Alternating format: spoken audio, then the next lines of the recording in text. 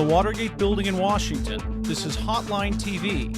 Now here are Hotline editors Amy Walter and John Mercurio.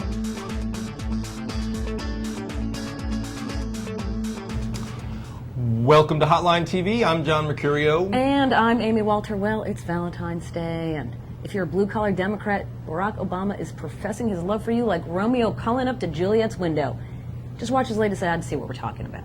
Ordinary people all across the country are struggling from paycheck to paycheck. If the plant moves to China and you've been working there for 20, 30 years and suddenly you have the rug pulled out from under you and you don't have health care and you don't have a pension, you're on your own. You gotta stop giving tax breaks to companies that are moving overseas and give those tax breaks to companies that are investing in the United States of America. All right, so John, what do you think? What's going on here?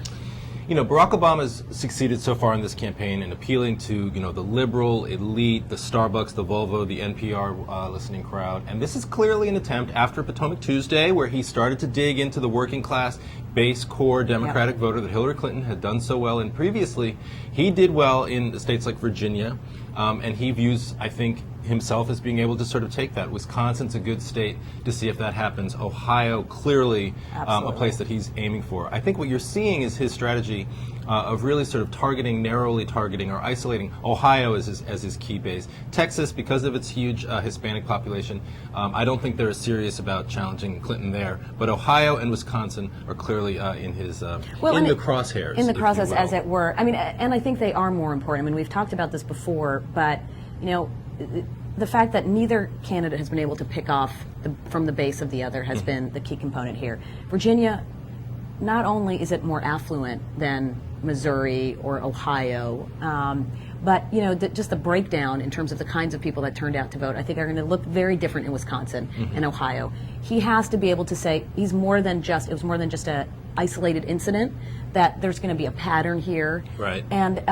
the thing about Texas is, look, they're sending some big operatives down there. The Hillary Clinton campaign sending 100 people down there. I don't know how many people the Obama campaign sending down there.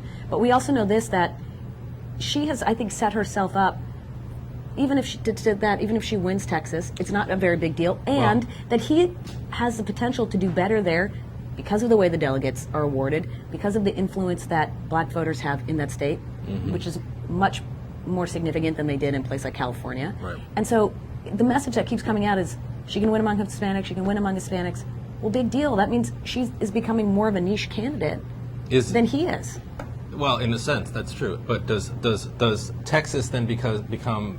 Well, but really, I mean, ultimately, all we're talking about is a numbers game. It's just delegates. It's just a question of. It doesn't matter what the balance that gets out of it. I mean, if voters are saying, okay, but look, at this point, Barack all we're Obama talking has about won. is these states. We're not talking about the bounce or the momentum that you get out of them. Well, I mean, yes, there's Pennsylvania, and yes, there's a few states after that. But ultimately, we're just talking about the numbers that each of them is able to get out of Ohio or Texas, and then ultimately Pennsylvania. But don't you think if she loses both of those, all right, I don't care what the numbers are.